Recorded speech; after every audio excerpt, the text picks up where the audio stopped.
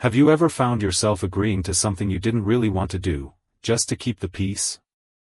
Maybe it was babysitting when you were already exhausted, saying yes to a lunch date even though you needed a quiet day at home, or getting pulled into a long phone call when you just wanted to rest your eyes. If you've had moments like that, please know, you are absolutely not alone. As we get older, our time becomes more precious.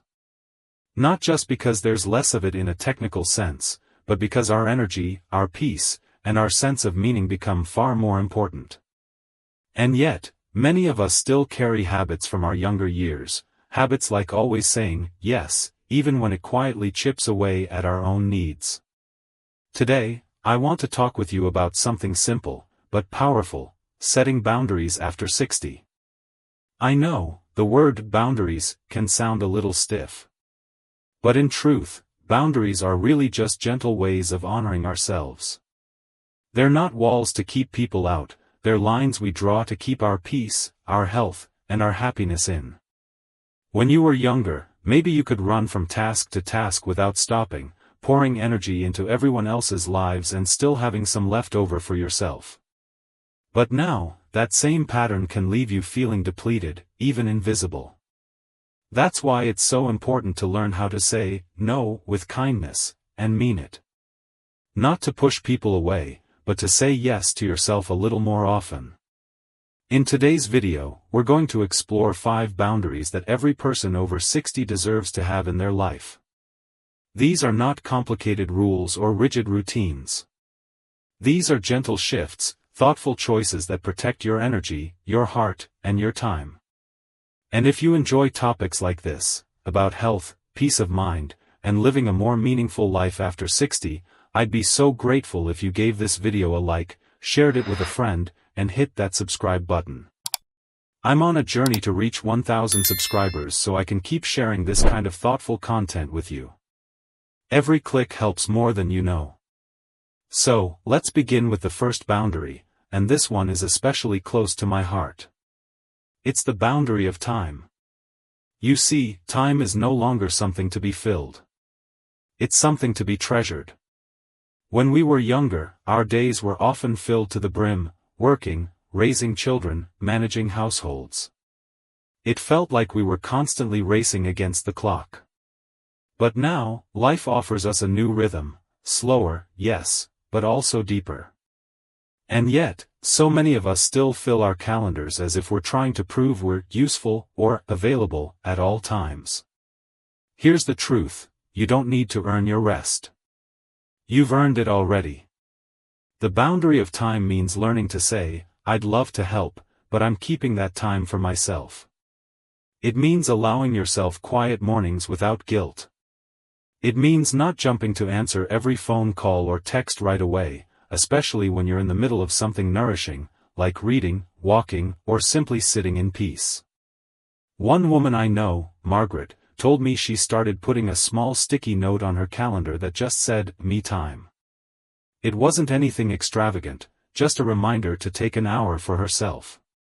Sometimes she'd use it to sit in the sun with a cup of tea, other times she'd call an old friend, or take a slow walk in the park.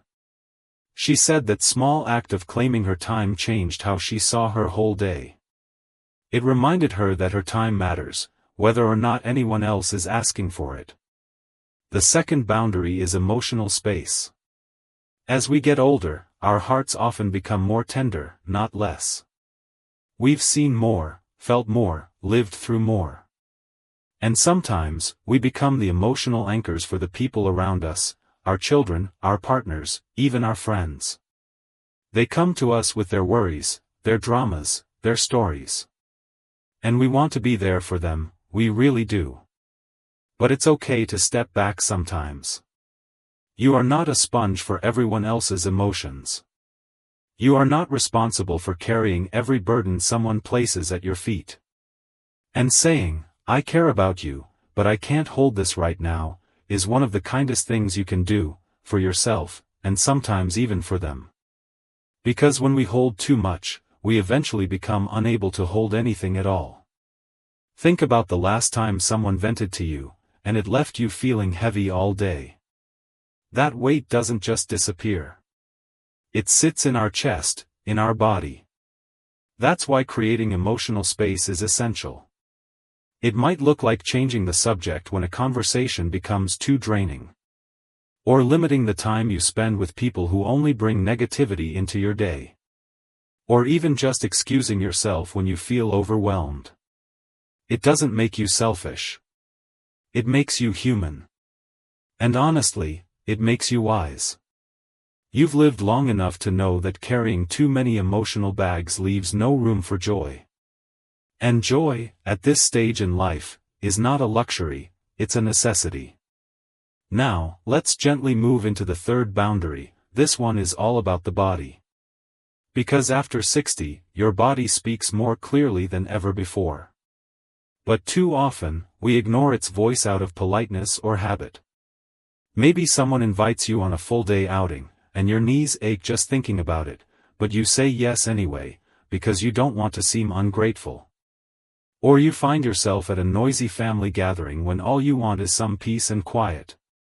These small moments of ignoring the body can add up quickly to fatigue, soreness, even resentment. Respecting your body's signals is a powerful boundary. If you're tired, rest. If your back hurts, lie down. If the noise is too much, take a walk outside. You don't need permission to listen to your body. You don't need an excuse. And you don't owe anyone an explanation. There's strength in saying, I'm going to sit this one out. There's wisdom in choosing comfort over social expectation. One gentleman I spoke with, named Alan, told me he stopped attending every family event because they were getting too long and too loud. He said at first, people were surprised, but over time, they understood. And he found that when he did show up, he was more present, more energized, and actually enjoyed himself more. Sometimes, doing less lets you feel more.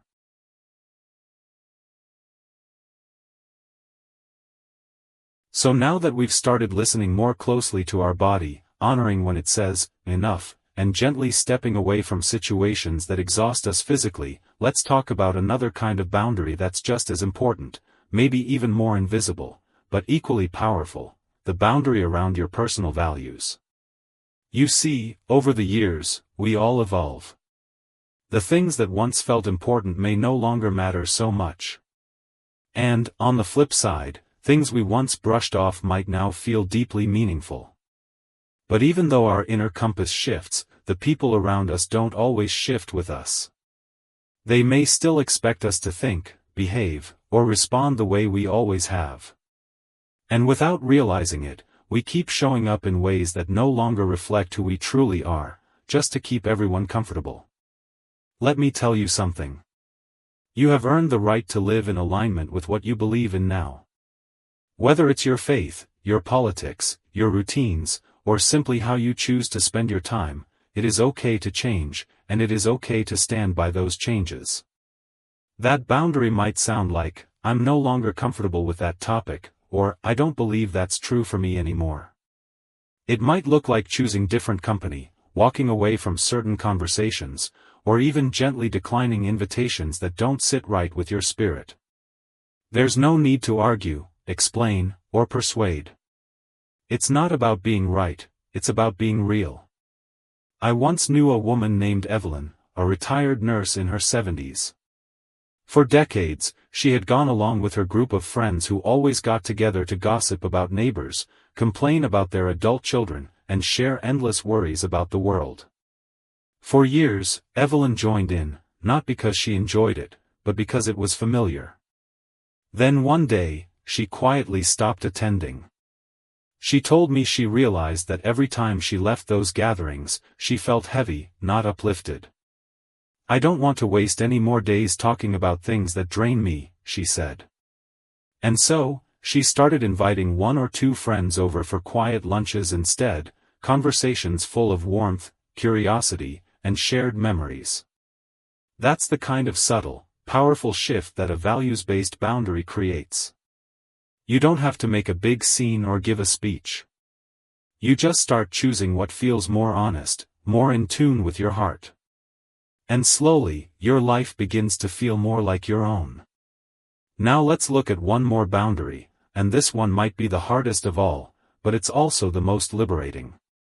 It's the boundary around guilt. Guilt is sneaky. It wears all kinds of masks. It can look like, I should help, or, they need me, or even, it's just easier to say yes than deal with the aftermath. But behind all those words is the same old feeling, that if we don't keep showing up for others, we're somehow failing them. That if we stop sacrificing, we're being selfish. Let me offer you a different view. You are not here to carry the weight of everyone else's happiness. You are allowed to say no, even to people you love deeply. You are allowed to rest, to step back, to choose peace over obligation. And doing so doesn't make you unkind, it makes you honest, and free. Think of guilt as an outdated compass.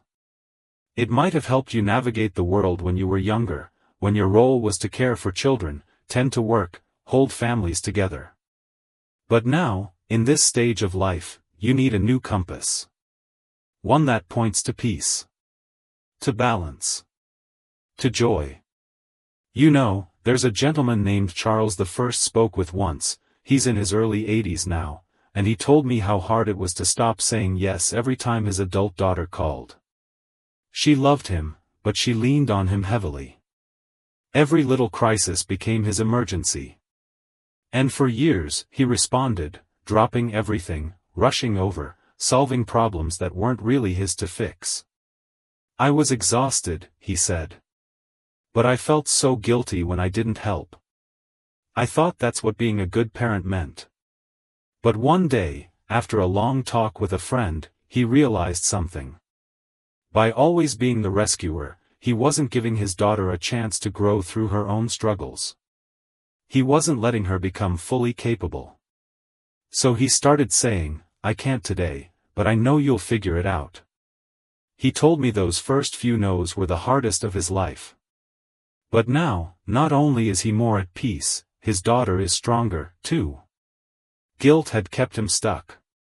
But boundaries helped them both grow. If any part of you feels hesitant about setting boundaries because you're afraid of what people will think, or how they'll respond, I want to reassure you, the people who love you will adjust. They might not understand right away. They might even be surprised. But over time, they'll learn to respect the space you take. And more importantly, you'll feel more in control of your life again. Because what boundaries really do is remind us that we have a choice. That even now, especially now, we are allowed to create a life that reflects who we are, not just who we used to be. We are allowed to say no, kindly but clearly. We are allowed to say yes when it feels true. We are allowed to pause, to reflect, to take up space. And when we do that, when we truly start saying no to the things that drain us, we begin saying yes to something far more beautiful. Yes to peace. Yes to presence. Yes to joy. And that is a life worth living, every single day. There's one more kind of boundary I'd love to share with you. It's quiet. It doesn't always get talked about. But it may be the most important one of all, the boundary around your time. After 60, time becomes less about filling every minute and more about savoring what matters most. And yet, how often do we still let our days get overrun by other people's plans, unexpected favors, or endless little requests that nibble away at the hours? It's as if we've spent our whole lives rushing, helping, pleasing, and suddenly we look around and wonder, when did I last do something just for me? You know what's funny? When we're young, we're often told we have all the time in the world. And when we get older, people start treating us like we're always available. Retired? That must mean you've got nothing but time. But you and I both know, your time is more valuable now than ever before. Every hour of peace, every morning cup of coffee, every quiet afternoon spent walking or reading or simply being, that is sacred. That is yours. So setting a boundary around your time doesn't mean cutting people off. It simply means being more intentional. It might sound like, I'd love to help, but I've set this afternoon aside for myself. It might mean not answering the phone right away, letting it go to voicemail and calling back when it suits you. It might mean choosing to rest instead of running errands, or spending time with someone who fills your heart instead of someone who drains it. I remember a gentleman named Roberto, he's 74 and a widower, who told me something that really stayed with me. He said, "I used to feel guilty taking time just for myself. I thought if I wasn't busy, I was being lazy. But now, I treat my time like I treated my paycheck back when I worked, something I earned, something I get to spend how I want." Isn't that beautiful? Your time is not an open door to anyone who knocks. It's a treasure chest, and you get to choose how and where to spend it. Whether you want to garden, meditate, volunteer, or just sit by the window and watch the birds, that time is yours by right. You've lived long enough to stop proving anything to anyone. Now is the season to enjoy what you've built. To slow down. To breathe. To be present for your own life. And maybe you're thinking, but what if people get upset? What if they don't understand when I start saying no, or start putting myself first? That's okay. You don't need everyone's approval. You just need your own permission. The people who truly love you won't walk away. And if someone does drift out of your life when you begin honoring your own needs, maybe they were only meant to be part of the earlier chapters. This chapter? This is the one you write with deep intention. With kindness for others, yes, but also with kindness for yourself. You're not here to be everything to everyone. You're here to be deeply true to yourself. And sometimes, that means choosing rest over responsibility. Solitude over socializing. Peace over pleasing. So if you've spent a lifetime saying yes too quickly, if you've felt worn down, taken for granted, or just quietly tired of carrying more than your share, it's okay to start now. Right now. Start saying yes to your well-being, to your freedom, to the deep knowing that you deserve more ease in your life. Setting boundaries isn't about building walls. It's about building a home within yourself, a place where you feel safe, grounded, and seen. A place where you don't have to earn your right to rest. Where your needs matter just as much as anyone else's. And remember, setting boundaries is not a single decision. It's a practice. You'll do it gently, day by day. Some days you'll slip into old habits, and that's all right. Other days, you'll feel strong and proud and clear. What matters is that you keep showing up for yourself. Keep choosing what feels honest and healthy. Keep learning how to listen inward, instead of outward. You've given so much in this life, your time, your love, your care. And now, it's your turn to receive. To protect your peace. To honor your limits. To step into each day with a little more lightness, a little more joy. You don't owe anyone your energy. You don't owe anyone your time. You only owe yourself the gift of living the years ahead with authenticity, balance, and freedom. And if this message has stirred something in you, if it's made you reflect or smile or feel seen, don't keep it to yourself. Share it. Let others know they're not alone. Leave a comment below and tell me, what boundary do you most need in your life right now? What's one small no that could make room for a bigger, deeper yes? If this kind of content speaks to you, content about healing, growing, and living a meaningful life after 60, please give this video a like, and subscribe to the channel. I'm on a journey to reach 1,000 subscribers so I can keep creating this kind of supportive space for people like you. Your support truly means the world.